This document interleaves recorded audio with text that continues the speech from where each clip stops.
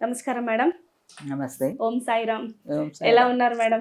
సూపర్‌గా ఉన్నా. చాలా చాలా హ్యాపీగా ఉంది మిమ్మల్ని కలవడం. అవునా? చాలా అంటే మామూలు విషయం కాదు. అంటే హ్మ్. పెద్దలు అంటూ ఉంటారు, ఇల్లు కట్టి చూడు, పెళ్లి చేసి చూడు అని చెప్పేసి. అవును. ఇల్లు కట్టడం ఈజీ అయినా పెళ్లి చేయడం అనేది చాలా బరువైన బాధ్యత. అందులో ఒక బాధ్యత అనేది కనిపిస్తోంది. బట్ మీరు ఈ మ్యాట్రిమోనీ పెట్టడం వెనుక రీజన్ మీకు ఎవరు ఇన్స్పిరేషన్? దీనిలో ఇన్స్పిరేషన్ అనేది ఏం లేదు. నిజం ఓకే. చెప్పాలంటే హ్మ్. పెళ్ళి కానప్పుడు అంటే పెళ్ళైన ఎదిగిన పిల్లల్ని ఏ ఫంక్షన్ కానీ, ఏ పార్టీకి కానీ పెద్దవాళ్ళు తీసుకువెళ్ళేవాళ్ళు కాదు అప్పట్లో. అప్పట్లో. ఆనాడు నాటి హ్మ్. రోజుల్లో. వాళ్ళు ఎందుకంటే వాళ్ళు మాత్రమే పెళ్ళిళ్ళకి వెళ్ళేవాళ్ళు. అమ్మా, నాన్న. మేమంతా ఇంట్లో ఉండేవాళ్ళం. మ్యారేజ్ అయిన తర్వాత హ్మ్, ఒక చోట పిచ్చాపాటి మాట్లాడుతూ ఉంటారు కదా! ఏదో ఇంకా భోజనాలు చేసి కలిసినప్పుడు వాళ్ళు ఫస్ట్ మాట్లాడే మాట, మా మా పిల్లలకు పెళ్ళిళ్ళు చేయలేక మనశ్శాంతి లేక సతమతమవుతున్నామండి అనేసి అనేటప్పటికి, ఇంకొకటి ఏంటంటే మా భార్య ఆ పిల్లలు అక్కడే ఉంటుంటారు, ఇంటుంటారు. మా హ్మ్. భార్య మంచాన పట్టిపోయిందండి మనోవ్యాధితో. తర్వాత మా గుండె మీద కుంపటి అయిందండి. గుండె మీద కుంపటి ఎంత దారుణమైన ఉపమానం ఇది. కరెక్ట్. మనం పెంచి పెద్ద చేసి పిల్లల్ని కని వాళ్ళు ఎంతో వృద్ధిలోకి తెచ్చాక పెళ్లి విషయంలోకి వచ్చాక గుండె మీద కుంపటైపోయారా? ఎందుకంటే మీరు అన్నట్లు పెళ్ళైతే చేయలేము, ఇల్లైతే కట్టవచ్చు కానీ పెళ్ళైతే చేయలేము. ఆడపిల్ల తండ్రి గడప గడపకు చెప్పులు అరిగేలా, కాళ్ళు అరిగేలా పిల్ల పెళ్లి కోసం తిరిగాడని ఆ పిల్లలు విన్నప్పుడు ఏమవుతారు? అది నాకు నిజంగా కలుక్కుమనేది మనసు. ఓకే. అప్పట్లోనే ముగ్గురు ఒకే కుటుంబానికి చెందిన ముగ్గురు ఆడపిల్లలు 18 ఇయర్స్, 20 ఇయర్స్, 22 ఇయర్స్ లెటర్ రాసి మా తల్లిదండ్రులు పెళ్ళిళ్ళు చేయలేక మా మా మదన పడుతున్నారని చార్మినార్ నుంచి దూకి చచ్చిపోయారు. అప్పుడు చార్మినార్ బంద్ చేశారు, మళ్ళీ ఎవరిని ఎక్కనీయకుండా. ఈ మధ్య మళ్ళీ ఓపెన్ చేశారండి. అప్పటి ఎన్నో ఏళ్ళ వరకు బంద్ చేసేసారు. ఇవన్నీ చూశాక నాకు కలిసి వేసినట్లు ఆ అనిపించేసింది. సంఘటన అనేది బాగా. నిర్ణయం తీసుకున్నారు. ఎందుకంటే పెళ్ళిళ్ళు చేయడం గగనం కాదు, సుగమం అని చాటి చెప్పాలనే నేను ఈ సంస్థను దిగాను. కానీ ఇది ఒక హైదరాబాద్ వరకే. ఏదో an idle man's brain is devil's workshop అనేసి అంటారు కాబట్టి, ఏదో హస్బెండ్ తెస్తున్నారు, నేను ఇంట్లో ఖాళీగా కూర్చొని ఇరుగమ్మలతో పురుగమ్మలతో పిచ్చాబట్టి మాట్లాడుకొని లేనిపోయిన తలనొప్పులు మనకెందుకు తెచ్చుకోవడం, ఏదో ఒకటి చేయాలి. ప్రపంచంలో వనచరం అంటే ఎవరో తెలియాలి, ఒక ఇంటికే కాదు తెలియాల్సింది అన్న ఉద్దేశంతోనే సరదాగా స్టార్ట్ చేశాను. అది అంచెలంచెలుగా ఇలా ఇలా ఇలా శాఖోపశాఖలుగా ఎన్నో జీవితాలను నా చేతులతో నిలబెడుతూ ఉన్నారు. నా దగ్గర ఎంతోమంది కుటుంబాలు బ్రతుకుతున్నాయి. అలాగే ఎంతోమంది మ్యారేజ్ చేసుకుని హ్యాపీగా ఉన్నారు. వాళ్ళ పిల్లలకు కూడా వాళ్ళ బారసాలలు కానీ, వాళ్ళ బర్త్డేస్కి కానీ, వాళ్ళ పెళ్ళిళ్ళకి కానీ వచ్చి నన్ను ఇన్వైట్ చేస్తున్నారంటే ఈ జన్మకి ఇది చాలా అనిపిస్తుంది. వాళ్ళు ఎంత సంతోషంగా ఉంటేనే మిమ్మల్ని హ్యాపీగా ఉంటేనే కదా మనం. సూపర్. కొంతమంది అయితే మీరు ఒక చిన్న ఇన్సిడెంట్ చెప్తాను. మలిక్పేట దగ్గర యశోద హాస్పిటల్ ఎదురుగా వాళ్ళు ఒకతను ఆ టైంలో కొంచెం పిల్లలకి ఎగ్జామ్ టైం అండి. ఎవరు అతను తెలీదు నాకు.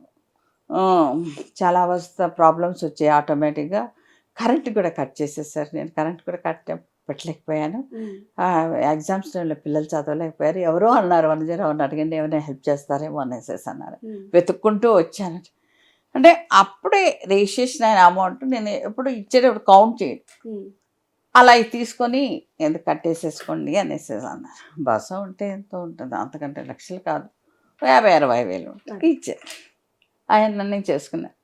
తర్వాత ఒకసారి, మేడం ఒక్కసారి మీరు మా ఇంటికి వచ్చి మా పిల్లల్ని ఆశీర్వదిస్తారు, వాళ్ళు పరీక్షలు పాస్ అయిపోయారు, బాగున్నారు, హ్యాపీగా ఉన్నాం మేము అని. అప్పుడు వెళ్తూ ఉంటే మా చెల్లి కూడా వచ్చింది డల్లాస్ నుంచి. అక్కయ్య నేను వస్తాను. సరే రావే అనేసి ఎక్కడో మలకపేట ఉంటా యశోద హాస్పిటల్ అంటే అడ్రస్ పట్టుకొని అలా డ్రైవర్తో చెప్తూ వెళ్తూ ఉన్నాం. అక్కడికి వెళ్ళిన తర్వాత అప్పుడు నాకెందుకో అనిపించింది, ఆ రోజు మా అమ్మ బర్త్డే. మా అమ్మ బర్త్డేకి ఎవరికో ఒకళ్ళకి అంటే మా ఇంట్లో వాళ్ళకి కాకుండా బయట వాళ్ళకి ఎవరికో ఒకళ్ళకి అమ్మ నాన్నకి బట్టలు ఇవ్వడం అలవాటు. సరే వాళ్ళిద్దరికి ఇచ్చేద్దామని తీసుకొని వెళ్తున్నాను. వెళ్ళాక వాళ్ళకి ఇచ్చాను, పిల్లలకి ఇవన్నీ ఇచ్చాను, చాక్లెట్స్ అవి. వస్తుంటే ఇంక ఎంట్రన్స్లోనే పసుపు కుంకుమ అంతా చల్లున్నారు, పెద్ద ఫోటో ఉంది. నేను ఇలా కళ్ళు మూసుకొని ఇలా దండం పెడుతూ ఉన్నాను. మా చెల్లి అక్కయ్య అక్కయ్య నీ ఫోటోని నీ ఫోటోని నీ ఫోటోని సిగ్గుపోయి అప్పుడు కళ్ళు తీసి చూసేటప్పటికి నా ఫోటోని పెట్టేసేసి వాళ్ళు మీరేనండి మాకు దేవుళ్ళు అనేసి. అంత మాత్రానికి నేనేం పెద్ద కోట్లు ఇవ్వలేదు, ఏమి ఇవ్వలేదు, కానీ ఆ టైంలో మీరు మమ్మల్ని ఆదుకున్నారండి, నా బిడ్డలకి భవిష్యత్తు ఇచ్చారు అనేసేసి. అంటే అది జీవితంలో కొన్నాళ్ళు మర్చిపోలేదు నేను. మీకు ఆ విషయం చిన్నది కావచ్చు, బట్ ఎదుటి వాళ్ళు ఆ దాంతో స్థిరపడిపోయారు. అది ఎలా మర్చిపోతారు? అది మాత్రం నాకు జీవితంలో ఎప్పటికీ నేను మర్చిపోలేను. అది అట్లా మా చెల్లి గారు చెప్పకపోతే నేను మాత్రం అలా మొక్కుంటూ ఉంటాను, ఎవరో అమ్మవారు అనేసేసి అనుకుంటాను. నేను కాబట్టి తెలియలేదు. అది మాత్రం నాకు ఇప్పుడు ఈ పాయింట్లో వచ్చి నేను ఎందుకు ఈ పాయింట్కి వచ్చానంటే, ఒకటి ఎప్పటికి కానీ సరదాగా స్టార్ట్ చేసినా కూడా జీవితంలో మర్చిపోయిన సంఘటనల వల్ల మనం ఇంకా బలంగా నాటుకుపోతాం. కరెక్ట్. పుట్టినప్పుడు పట్టుకొచ్చేది లేదు, కడతరినప్పుడు కట్టుకుపోయేది లేదు. కానీ ఉన్నంతలో మనం మంచి చేయాలి, ఏదో ఒక మంచి చేయాలి. అదొకటి మాత్రం బ్రతికినందుకు సార్థకత అనేది ఉంటుంది, మనిషి ఉన్నంత వరకు అది ఉంటుంది. అది నేను ప్రతి ఒక్కరికి చెప్పేది కూడా అదే. పుట్టడం గిట్టడం చాలా తేలికే, కానీ ఉన్నప్పుడు ఏం చేసావు అదే ఆలోచించమంటాను. నా పిల్లలకు కూడా నేను అదే చెప్తూ ఉంటాను. Correct madam. అలాగే మేడం, మీ ఒక్కరితో స్టార్ట్ అయింది ఈ సంస్థ, ఇప్పుడు దాదాపు 45 సంవత్సరాలు కంప్లీట్ చేసుకుంది. ఈ సక్సెస్ని మీరు ఎలా ఎంజాయ్ చేస్తున్నారు? ఇప్పటివరకు ఎన్ని బ్రాంచ్లు ఉన్నాయి? 33 బ్రాంచెస్ ఉన్నాయి అలా. కానీ సక్సెస్ని నేను ఎంజాయ్ చేయడం అనేది కాకుండా ఇంకా ఏదో చేయాలి, ఇంకా ఏదో ఇంకా ఎందుకంటే ఏ భగవంతుడికి కూడా మొక్కుకున్నా కూడా ప్రతి ఒక్కళ్ళు చాలా హ్యాపీగా ఉండాలి, అందరూ బాగుండాలి, అందరిలో నేను ఉండాలి. అంతేకాని ఇంకా ఏదో ఇంకా మంచి చేయాలి, ఇంకా టెక్నాలజీ ఇంకా ఎలా ముందు మనం ఎక్కడికెక్కడికి మనం తీసుకెళ్ళచ్చు, ఈ మ్యాచ్ మేకింగ్ అనేది మనం ఇంకా ఎలా వాళ్ళ మనోభావాల్ని ఎలా మనం జాగ్రత్తగా పరిశీలించవచ్చు. అంటే ఒక జీవితం నేర్పిన పాఠం అనేసి ఇది ఏ బుక్స్లలో ఉండదు. మనిషిలో ఒక ఫేస్ రీడింగ్ కానివ్వండి, వాయిస్ రీడింగ్ కానివ్వండి, ఆ మనిషిలో ఫోన్లో మాట్లాడేటప్పుడు కూడా మనం క్యాచ్ చేయాలి. అది ఆటోమేటిక్గా కొన్నాళ్ల పాటు ఇది కొంచెం పరీక్షలాగా ఉంటుంది, తర్వాత ఈజీగా మనం పసికట్టేయచ్చు. ఏదో అంటారు, పెదవులు అబద్ధం చెప్పినా కళ్ళు అబద్ధం చెప్పవు అనేసి, అలా మనం చూసుకోవచ్చు. అది బాగా స్టడీ చేస్తూ ఉంటాను. దానివల్ల ఏంటంటే ప్రతి మనిషిలో కూడా మైనస్ పాయింట్ ఏంటి, ప్లస్ పాయింట్ ఏంటి అనేసి ప్రతి ఒక్కళ్ళు కూడా ఈజీగా క్యాచ్ చేయొచ్చు. కొంతమంది అది కేర్లెస్గా తీసుకుంటారు కాబట్టి పట్టించుకుంటే మాత్రం వాళ్ళు సక్సెస్ఫుల్ అవుతారు. ఇంకోటి ఏంటంటే పెళ్లి విషయంలో ప్రతి ఒక్కరికి చెప్పేది ఏంటంటే, ఈ పెళ్ళి అనేటప్పటికీ మనం వామ్మో వీడు ఏదో అమెరికా నుంచి వచ్చాడు, వీడిని మనం మిస్ చేసుకుంటే పక్కింటి వాళ్ళు తీసిపోతారు, ఎదురింటి వాళ్ళు మాట్లాడుకుంటారు, ఇలా తొందరపడి దుద్దుడుకు స్వభావం వద్దు.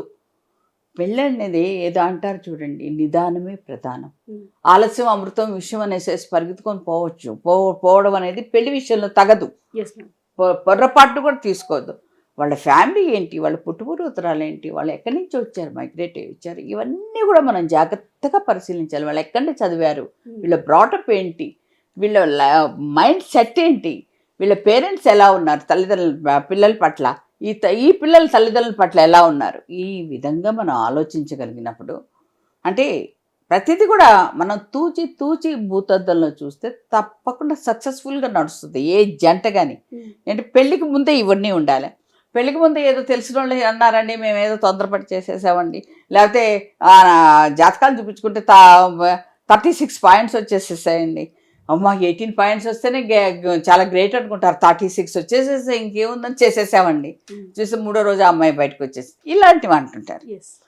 జాతకాల గురించి నేను నిజంగా నమ్మకాలు పెట్టడం, మనస్సులు ఎదుటి మనిషికి మనం చూడాల్సింది, వీళ్ళు మనకు మింగిలవుతారా, వీళ్ళ మాట తీరు ఎలా ఉంది, వీళ్ళ పద్ధతులు ఎట్లా ఉంది, ఇవన్నీ మనం జాగ్రత్తగా పరిశీలించాలి పెళ్లి విషయంలో. ఎవరు చూసుకోకుండా ఎవరో చెప్పారు, ఎవరో చేశారు, ఏదో పేపర్లో పెద్ద అడ్వర్టైజ్మెంట్ వచ్చింది, టీవీలో వచ్చింది, ఇలాంటివన్నీ చెప్పి దూకేయడం అనేది వాళ్ళ బిడ్డల భవిష్యత్తును స్పాయిల్ చేసినట్టు. మీరు అన్నారు కాబట్టి మేడం, అంటే నవే డేస్ ప్రజెంట్ మనం చూస్తున్నాము, ఫ్యామిలీ ఎంత బాగున్నా అటు సైడ్ నుంచి కానీ ఇటు సైడ్ నుంచి కానీ వాళ్ళకి ఎంత మంచి సెటిల్ అయినా సరే జాతకం విషయంలో కుదరట్లేదని చెప్పేసి క్యాన్సిల్ చేసుకునే సంబంధాలు కూడా చాలా చాలా మీరు చూస్తూ ఉంటారు. బట్ ఇక్కడ జాతకం ఇంపార్టెంటా, ఫ్యామిలీ ఇంపార్టెంటా? Family important. ఓకే. ఇప్పుడు జాతకం అనేటప్పటికి ఈ డాక్టర్స్ పెద్ద పెద్ద స్టార్ హోటల్ హాస్పిటల్స్ వాళ్ళు, రెయిన్బో హాస్పిటల్ వాళ్ళు వస్తూ ఉంటున్నారు వాళ్ళ పిల్లల్ని తీసుకుని.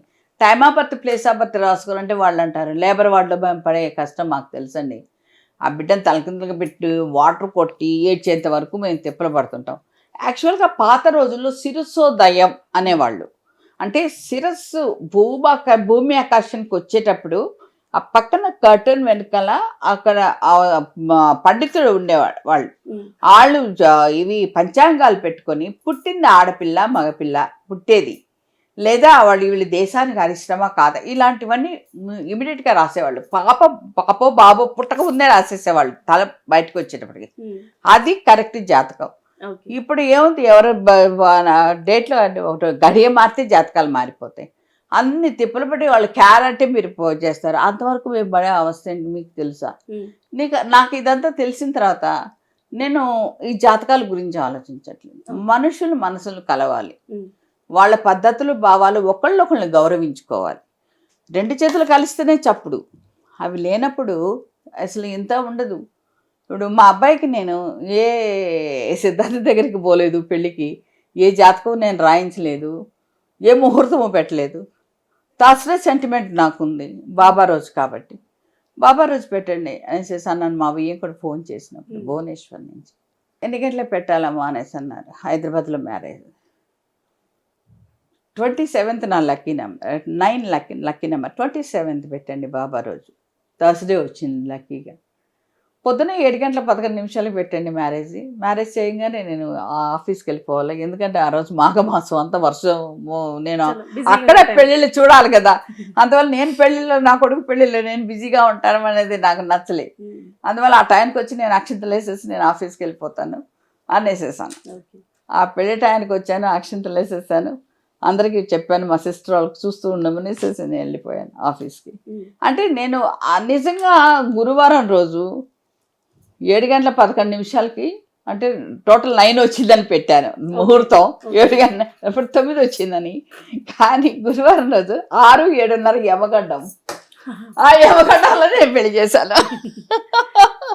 వాళ్ళందరూ అన్నారు యమగండంలో ఎలా పెళ్లి చేస్తారమ్మా, ఈ అసలు వెడ్డింగ్ కార్డ్ టేబుల్ మీద ఉంటే ఎవరమ్మా జాతకం పెట్టేది, ముహూర్తం పెట్టేది అనేసి అన్నారు. ఎవరు, త్రినాథ శర్మ, పెద్ద పెద్ద వాళ్ళంతా పండితులు.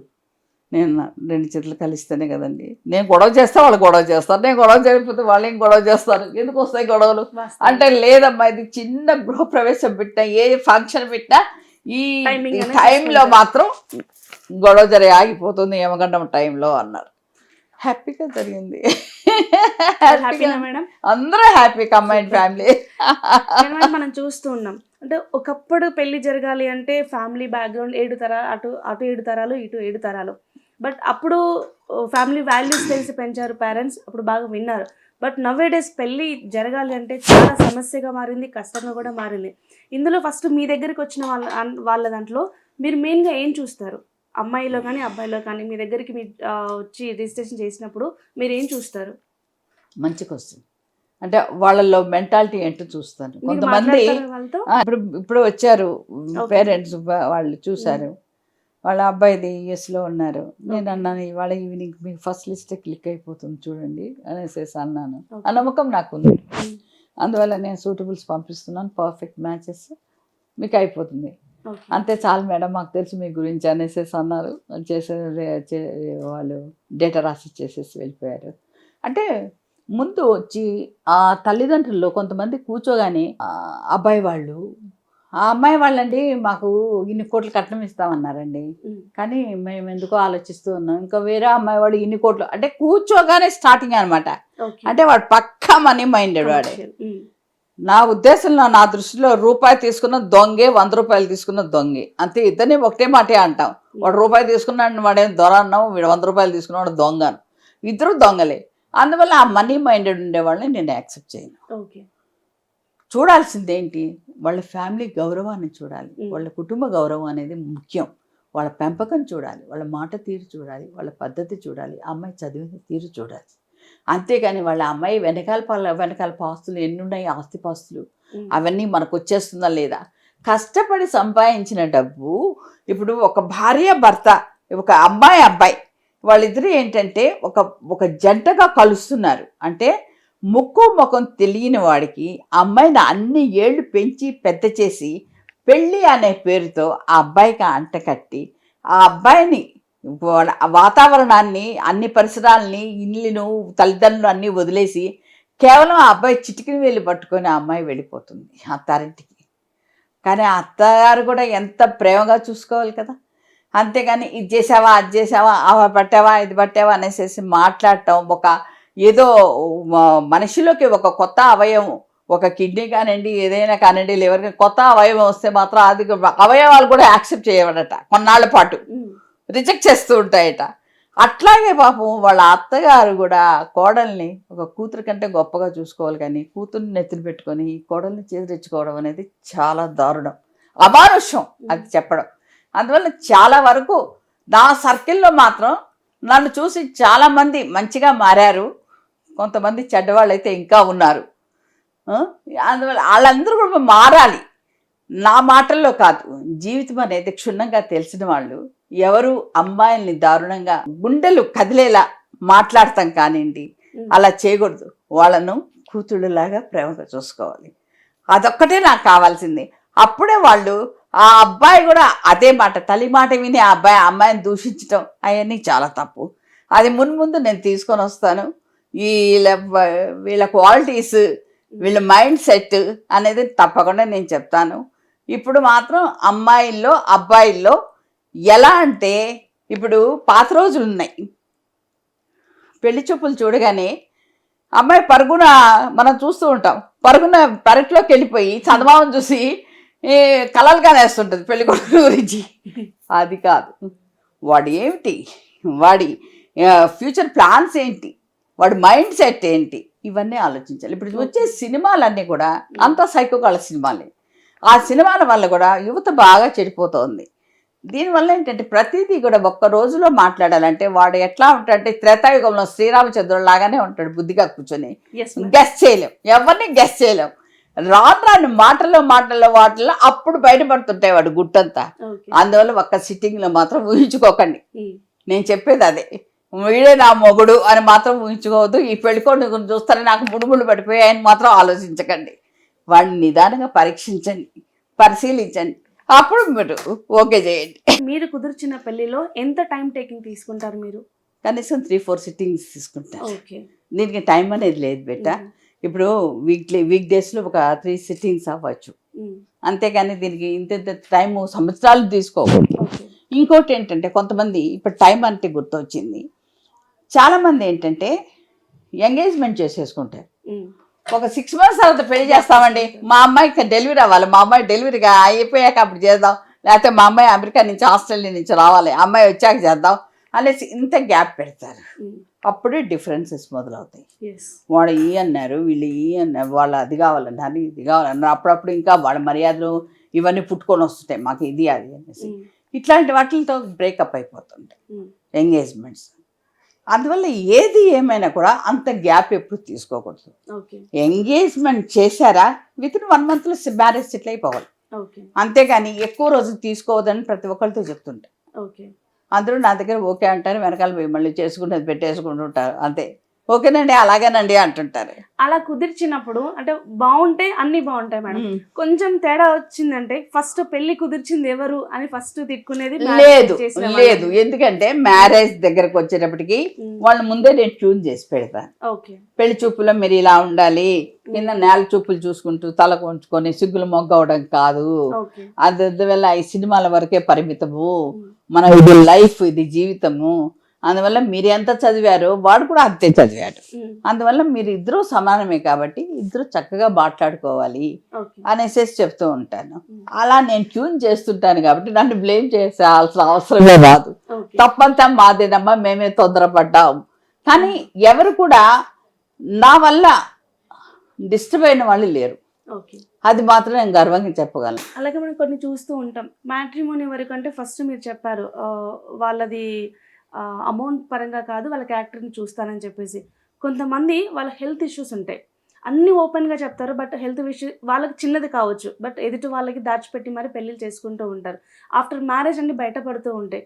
ఇలాంటి కేసులలో ఎలా హ్యాండిల్ చేస్తారు మేడం? కానీ నౌ-ఎ-డేస్ ఇప్పుడు ఆటోమేటిక్‌గా నేను ఏదో తూతూ మంత్రంగా మాట్లాడి పంపించడం అనేది లేదు ఓకే. వీళ్ళు. ప్రతిదీ తరోగా విచారిస్తూ ఉంటాను. ఓకే.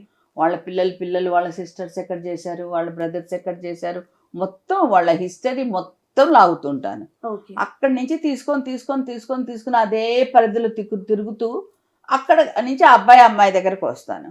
అప్పుడు మాకు దొరికేది ఏంటంటే వాళ్ళల్లో కులాంతర వివాహాలు ఉన్నాయా ఫస్ట్ పాయింట్, ఎవరెవరు చేసుకున్నారు, తర్వాత వీళ్ళల్లో మెంటల్లీ రిటార్డెడ్. ఇప్పుడు కొంతమంది ఉంటారు వాళ్ళకు అడగలేరు, మొహమాట పడుతుంటారు. ఆ అబ్బాయికి ఏదైనా కొంచెం మచ్చు ఉండొచ్చు, ఏదైనా కాళ్ళ మచ్చు ఎవడైతే సీరియస్ అవుతారో నిజంగా వాళ్ళు సీరియస్ అవుతారు. అప్పుడు ఒక పొరపాటున వాళ్ళు అడిగినా కూడా వాళ్ళు పెళ్ళైన తర్వాత ఆ పిల్లని అడుగుతూ ఉంటారు, మమ్మల్ని అనుమానపడ్డారే మా మీద అనేసి. అందువల్ల వాళ్ళు అడగరు, భయపడతారు. కానీ మేము రైట్ అది యూకోడర్మా ఏంటని మేము క్లియర్గా తెలుసుకుంటుంటాం.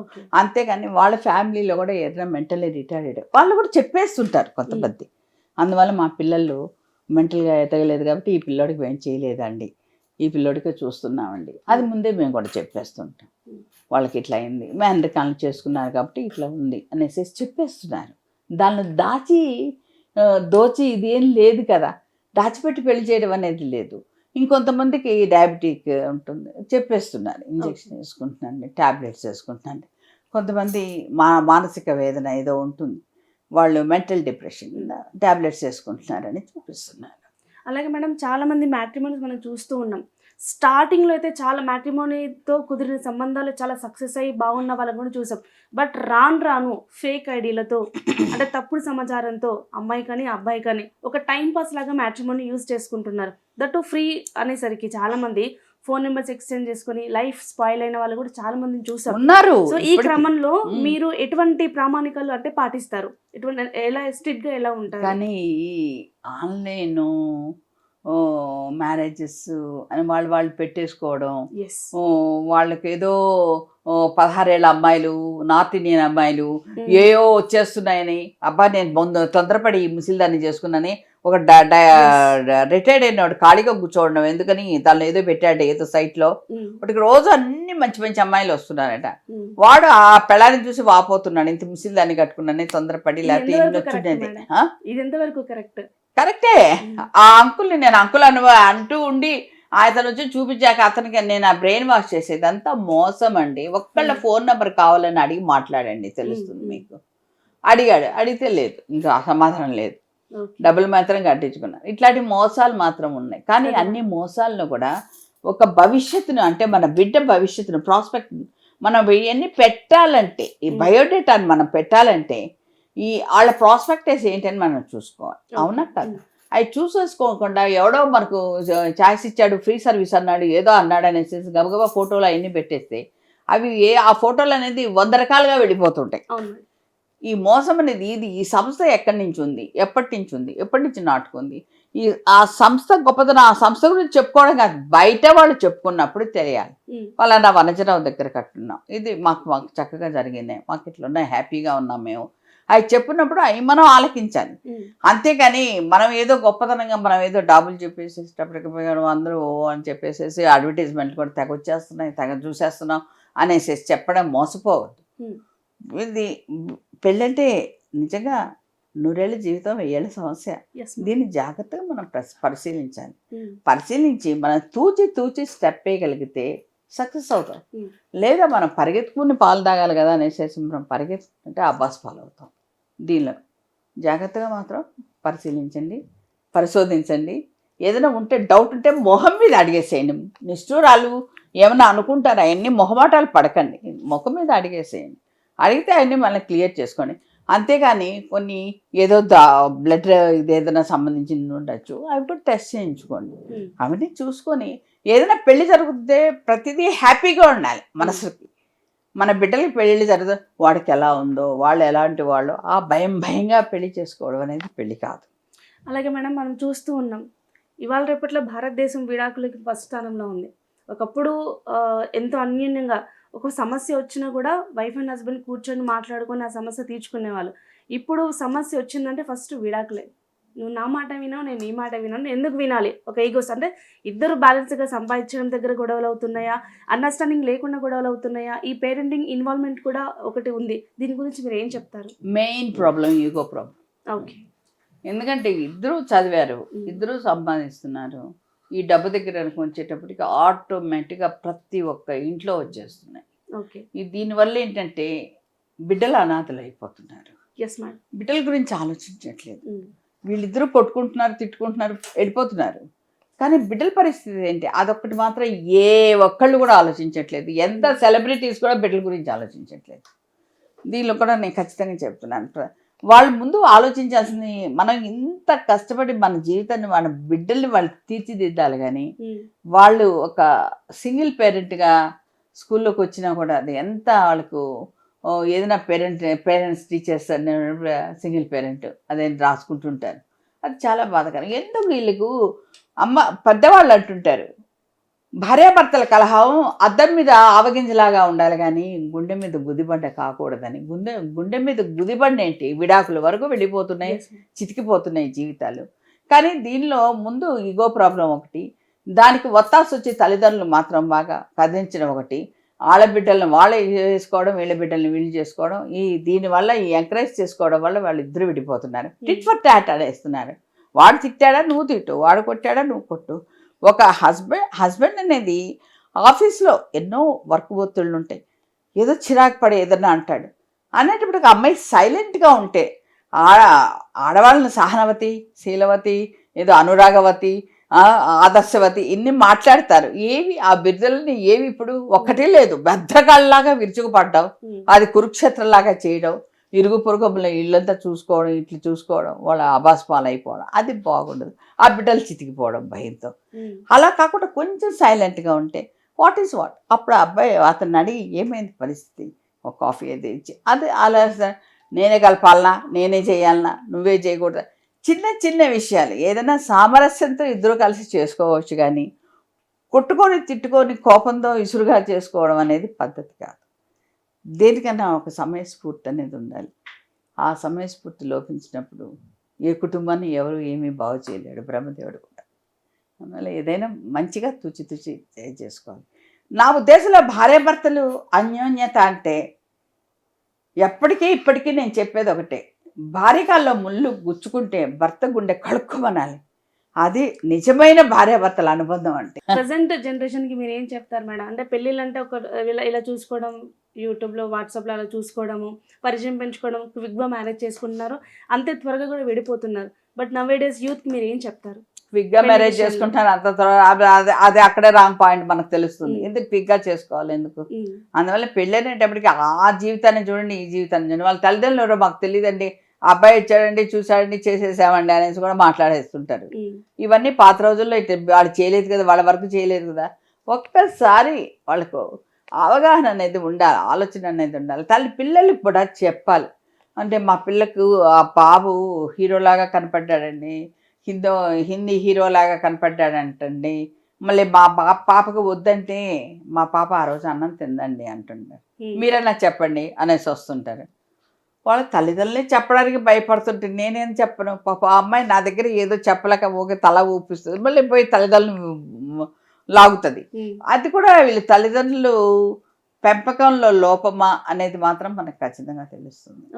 ఆడపిల్లని అనేది ఆటోమేటిక్గా మనం మెల్లిగా ఏదైనా ట్యూన్ చేసుకోవాలి. కానీ అమ్మ ఆ పిల్ల చెప్తే ఎందుకులే, ఆ పిల్ల ఆ పిల్ల పోనేలే అనేసి అంటే మళ్ళీ బాధపడే వాళ్ళు ఎవరు, తల్లిదండ్రులే కదా, మళ్ళీ ఓదార్చేసి.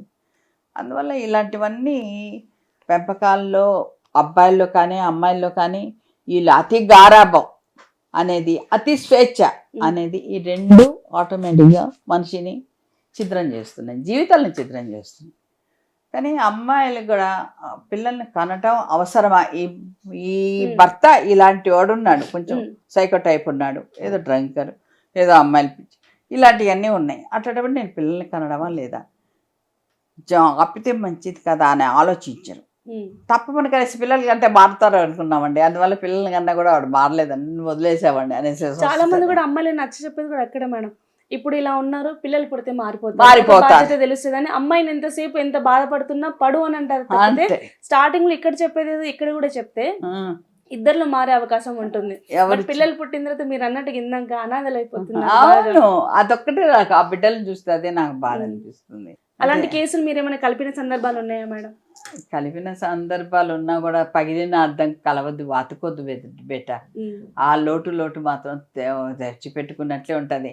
పాత రోజుల్లో ఏదో పాత సినిమాల్లో ఏదో ఇద్దరు విడిపోయి లాస్ట్లో కలిసి ఒక డ్యూయట్ పాడతా ఎండ్ అయిపోతుంటుంది. అది కాదు కదా జీవితం. ఎందుకంటే వాళ్ళ మనసులో గుచ్చుతూనే ఉంటుంది, వీళ్ళ మనసులో ఇది దెప్పుతూనే ఉంటాయి. అందులో మధ్యలో వీళ్ళు ఉన్నారు, అగ్నికి ఆజ్యం పోసేవాళ్ళు పెద్దవాళ్ళు. ఇవన్నీ ఉండేటప్పుడు ఈ సర్కిల్ అంతా ఇట్లా పెట్టుకోండి, వీళ్ళు కలుస్తారు చేస్తారు అనేది మాత్రం మనం కలగా అనుకోవాల్సిందే, కానీ నిజమని నమ్మలేము. కానీ వాళ్ళు ఒక్కటే ఆలోచించాలి, రేపు వచ్చేవాడు కూడా ఇట్లాగే ఉంటాడా, వచ్చేవాడు ప్రేమగా చూసుకుంటాడా అని ఎందుకు అనుకోవాలి. వీళ్ళే ప్రేమగా లేనప్పుడు రేపు వాడు డైవర్స్ అయిన వాడు కదా, అక్కడ కూడా ఇది పెట్టుంటాడు. అప్పుడు ఎట్లా వీళ్ళు ఆలోచించారు, ఇంకో కొత్త జీవితానికి వెళ్తున్నాం, ఇంకో కొత్తగా పెళ్లి చేసుకుంటున్నాం, కొత్తగా ఉంటున్నాం అని ఆలోచిస్తున్నాను తప్పనించి ఈ బిడ్డలు వచ్చి వాడు బిడ్డలుగా చూస్తాడా అని చూడడు. ఎప్పటికీ చూడడు. వాడు ఒక బానిసగా చూస్తాడే కానీ బిడ్డగా చూడడు. ఎందుకు అట్లా చేసుకుంటున్నారు వాళ్ళు? తండ్రికి ఉన్న అఫెక్షన్ వేరే వాడికి ఎందుకు ఉంటుంది? కొంచెం అంత చదువుకొని కూడా వీళ్ళు ఎందుకు మోసపోతున్నారు ఈ విధంగా? అది తల్లిదండ్రులు అనేది కొంచెం చెప్పాలేమో. ఇప్పుడు సీతా సావిత్రి అనసూయ అనేటప్పుడు ఎవడ ఏ హీరోయిన్ అంటారు వాళ్ళ? అవునా కదా? ఇవన్నీ పాత గ్రంథాలు, పాత పురాణాలు, పాత పతివ్రతలు అనేసేసి అంటే ఎవరికి నమ్మరు, వినరు. ఇవన్నీ పాతే పుస్తకాలు ఉండేటివి కూడా వాళ్ళ పెద్దవాళ్ళు అమ్మమ్మలు చెప్పేటివి కూడా చాలా మంచి వార్తలు. ఇప్పుడు ఎవరిలో ఎక్కడ అమ్మమ్మలు ఉన్నారు? ఇప్పుడు చూడండి, ఆడపిల్లల తల్లిదండ్రులు ఏమో హాయిగా క్షేమంగా ఉన్నారు, మగబిడ్డల తల్లిదండ్రులు అంతా వృద్ధాశ్రమాలకు వెళ్ళిపోతున్నారు. Correct madam. చూసే వాళ్ళు ఎవరు లేక. పాయింట్ మేడం మీరు అన్నారు, అంటే సినిమా వాళ్ళని చూసి కూడా చాలా మంది అదొక ఇప్పుడు ట్రెండ్ గా తీసుకుంటున్నారు. పెళ్లిళ్ళు ఇవ్వడం 1 year లోపే విడాకులు తీసుకోవడం, ఏమనంటే వాళ్ళని ఎగ్జాంపుల్ గా చూపిస్తున్నారు. వాళ్ళకంతా ఉన్నా కూడా వాళ్ళే తీసుకున్నారు మాకేంటి అనేది ఒకటి ఇప్పుడు చాలా మంది మాట్లాడుతున్నారు. దీనికి మీరు ఏం చెప్తారు? మనం చెప్పలేము, వాళ్ళని అర్థం చేసుకోవాలి. ఎందుకంటే మనం చెప్తే వాళ్ళు అర్థం చేసుకునే స్థితిలో కూడా లేరు. ఆ జాడ్యం అలా ఉండిపోయింది కాబట్టి అన్ని మోజులు. ఇప్పుడు ఈ విషయంలో చూడండి, మనం వాళ్ళకు చెప్పడం కాదు కానీ ప్రేమ పెళ్ళి, లవ్ మ్యారేజ్, అరేంజ్డ్ మ్యారేజ్ చూడండి. లవ్ మ్యారేజ్ అనేది నీటిపై బుడగ, నీటి బుడగ, అది చాలా పెద్దది అవుతుంటుంది, తడుకు బిడుకులుగా మెరుపులు మెరుస్తూ ఉంటుంది. ఇది లవ్ మ్యారేజ్ అనేది పటిష్టంగా ఉంటుంది. ఇప్పుడు love and arranged marriage better కాదని చెప్పను. ఈ లవ్లు చేసుకుని వెళ్ళిపోతుంటారు చూడండి, వాళ్ళు పడే టెన్షన్, పడే బాధలు అన్నీ ఇన్ని కాదు. వాళ్ళు చెప్తూ ఉంటారు పెళ్ళిళ్ళకి వెళ్ళి వాళ్ళ ప్రాబ్లమ్స్ అన్ని, వాళ్ళ ఏదో ఆవేశంలో వెళ్ళిపోతుంటారు, ఆ వయసు ఆవేశంలో కానీ దేనిలో కానీ. అది పద్ధతి కాదు. లవ్లు అనేది వద్దు. ఆ లవ్లు కొంచెం ప్రేరేపించే తల్లిదండ్రులు కూడా చేస్తుంటారు. కట్టం కానుకలు ఉండవులే, పెళ్లి చేసేసుకొని లవ్ చేసుకుంటే పోతారు కదా అనేసి కొంతమంది అంటూ ఉంటారు. అది కూడా పద్ధతి కాదు. ఏదైనా మీరు మంచి చెడు చూడండి, మ్యారేజ్ జరిపించండి అంతే. మీకు తెలిసిన వాళ్ళైనా కూడా ఎక్కడన్నా వీళ్ళు మంచివాళ్ళు, మా బిడ్డ సుఖంగా ఉంటుంది, ఈ బిడ్డను మనం పెళ్లి చేస్తే మనం హాయిగా నిశ్చితంగా గుండె మీద చేసుకొని నిద్రపోగలవు అనేసి ఆలోచించుకోవాలి తల్లిదండ్రులు. అంతేకాని తొందరగా బాధ్యత తీరిపోయిందిలే వామ్మ అని ఊపిరి పీల్చుకుందాం అనేసి అనుకోకూడదు. అందువల్ల పెళ్ళి అనేది చాలా బాధ్యత, ఒక తపస్సు నాన్న. అది చాలా బాధ్యతతో కూడుకున్నది. దీనిలో వెళ్ళే కొద్దీ కూడా దీనిలో ఎక్కడెక్కడ అవగాహన లోపం అనేది మనం క్షుణ్ణంగా మనం చర్చించుద్దాం.